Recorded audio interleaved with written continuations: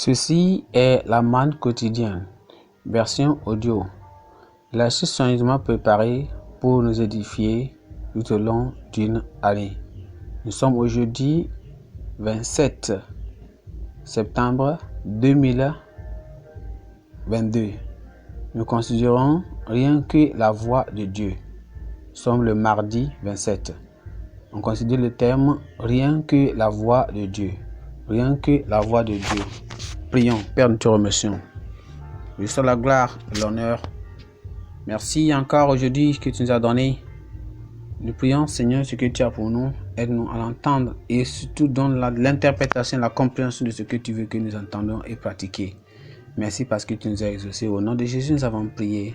Amen. Notre texte se trouve dans le livre d'Exode chapitre 25. Exode chapitre 25. Exode chapitre 25, à partir du verset 1 jusqu'au verset 22. À partir du verset 1 jusqu'au verset 22. Nous considérons rien que la voix de Dieu.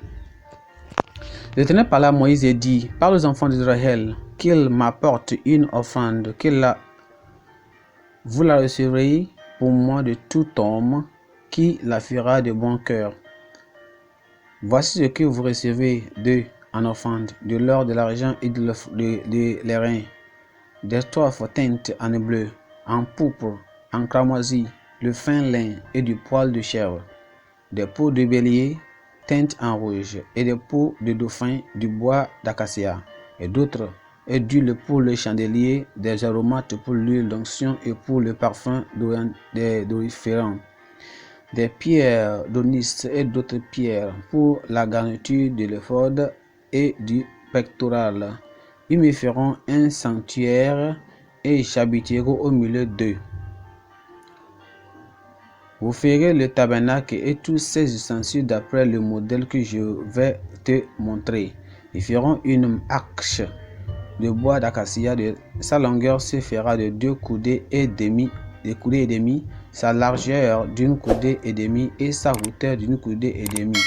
Tu la couvriras d'or pur et tu la couvriras en dedans et en dehors, et tu y feras une bordure d'eau et de tout autour. Tu fondras pour elle 4 anneaux d'or et tu les mettras à ses 4 coins, 2 anneaux d'un côté et 2 anneaux de l'autre côté. Alors, tu feras des barres de bois d'acacia et tu les couvriras d'or. Tu passeras les barres dans les anneaux sur les côtés de l'arche pour qu'elles servent à porter l'arche. Les barres resteront dans les anneaux de l'arche et n'en seront point retirées. Tu mettras dans l'arche le témoignage que je te donnerai. Tu feras une propriation d'or pur. Sa longueur sera de 2 coudées et demie et sa largeur sera une coudée et demie. Tu feras 2 chérubins d'or et tu les feras d'or battu aux 2 extrémités de l'appropriatoire. Fais un chérubin à l'une des extrémités et un chérubin à l'autre extrémité, et vous ferez des chérubins sortant du propitiatoire à ces 2 extrémités. Les chérubins étendant des ailes par-dessus, couvrant de leurs ailes l'appropriatoire ou bien le propitiatoire, et se faisant face à l'un à l'autre. Les chérubins auront la face tournée vers l'appropriatoire. Tu mettras le propitiatoire sur l'arche et tu mettras dans l'arche le témoignage que je te donnerai. C'est là que je rencontrerai avec toi du haut du propitiatoire entre les 2 chérubins placés sur l'arche du témoignage que je te donnerai. Je te donnerai tous ces ordres pour les enfants d'Israël. Amen. Notre verset clé se trouve dans le verset 9 qui dit: Selon tout ce que je te donnerai d'après les modèles du tabernacle et le modèle de tous ces instruments, je le ferai ainsi. Allons dans le message. Certaines personnes se plaignent qu'ils ont beaucoup de règlements dans la parole de Dieu, qu'il y a beaucoup de règlements dans la parole de Dieu, des choses à éviter et des choses auxquelles à s'engager. et que de telles règles sont tout simplement trop difficiles à suivre fidèlement pour un homme. Ils préfèrent une situation où ils sont libres d'agir à leur guise, de faire des choix pour Dieu et de s'attendre à ce que le Seigneur soit tout simplement trop heureux de les voir agir en son nom. Mais il manque un point. Il n'y a qu'un seul chemin et c'est le chemin de Dieu. Dieu avait commandé à Moïse d'annoncer aux enfants d'Israël qu'ils devaient offrir volontairement et généreusement pour la construction du tabernacle. Ils devaient offrir de l'or, de l'argent, du laiton, du fin lin, ou bien du fin lin de couleur rare et de la laine, des cuirs et des peaux d'animaux sélectionnés, du bois des chitons, des pierres durables et même précieuses. Il a dicté les spécifications du tabernacle et prescrit comment l'embellir. Il doit être recouvert d'or pur. Il a également remis la conception d'architecture à suivre. Et il a souligné que Moïse devait s'assurer que le tabernacle était construit conformément à l'échantillon que Dieu lui avait montré dans la montagne. Alors, le tabernacle était portable afin de permettre de le transporter facilement d'un endroit à un autre. Avant tout, c'était pour le bénéfice des Israélites, car Dieu habiterait dans le sanctuaire et donc au milieu d'eux, d'où il communierait avec lui. Nous ne pouvons pas encore servir Dieu selon nos propres conditions, mais nous suivons ses préceptes. Tout ce qu'il nous prescrit est pour notre bien. Nous ne pourrons jamais avoir des meilleurs desseins pour nos vies que si ce qu'il a prévu pour nous. En écoutant ceci-là, nous voyons que la manière divine de financer les projets de l'Église est tellement importante dans nos églises, est tellement important étant chrétien. Il y a ce qu'on appelle le projet sauvage. Premièrement,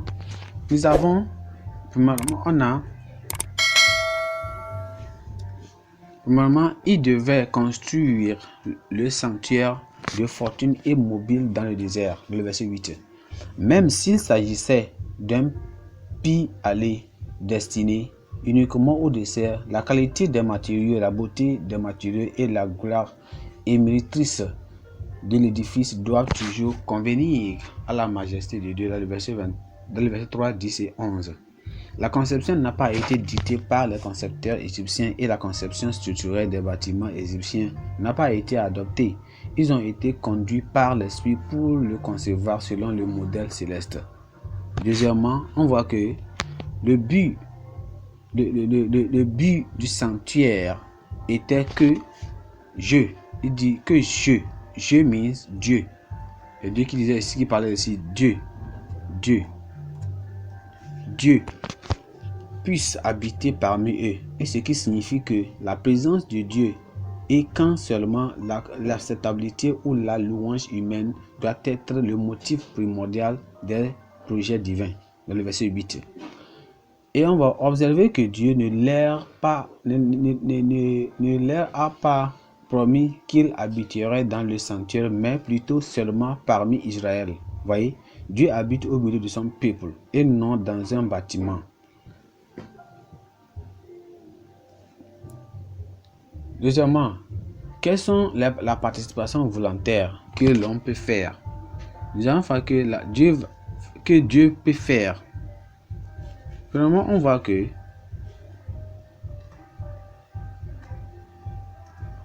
Dieu lui-même a parcouru avant la découverte du besoin. Dieu, dans sa souveraineté, s'est assuré que les Égyptiens convertissent tous les salaires et récompenses licites pour le dur labeur d'Israël en Égypte en ce qui sera nécessaire dans le désert et ont été donnés aux Israélites. Vous voyez cela, il a fait déjà ça. Israël n'avait pas eu à retourner en Égypte pour chercher son aide dans le financement des projets célestes. Dieu avait pris des dispositions adéquates pour ce projet. Ce qu'ils n'avaient pas, ils ont utilisé leurs agents légaux pour l'acquérir. Alors, ils n'ont jamais permis aux saints croyants de financer le projet de Dieu. Ils n'ont jamais fait ça. C'est eux qui ont financé cela. Nous allons voir aussi que Dieu a même fait quoi?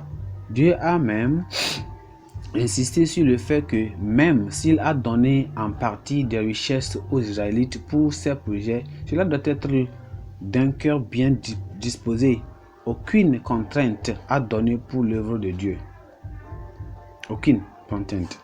Alors, le projet de Dieu fait un temps de Dieu et à la manière de Dieu a été prévu par Dieu avant le décollage du projet. Les ressources pour le projet de Dieu fait à la manière de Dieu, au temps de Dieu et avec le peuple de Dieu et non avec les pécheurs.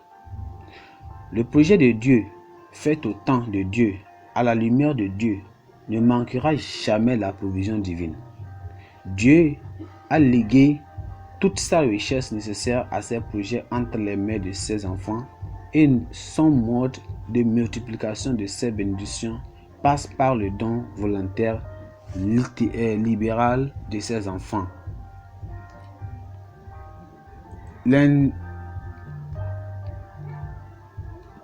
L'investissement le plus rentable dans la vie et l'éternité est d'investir dans les projets divins.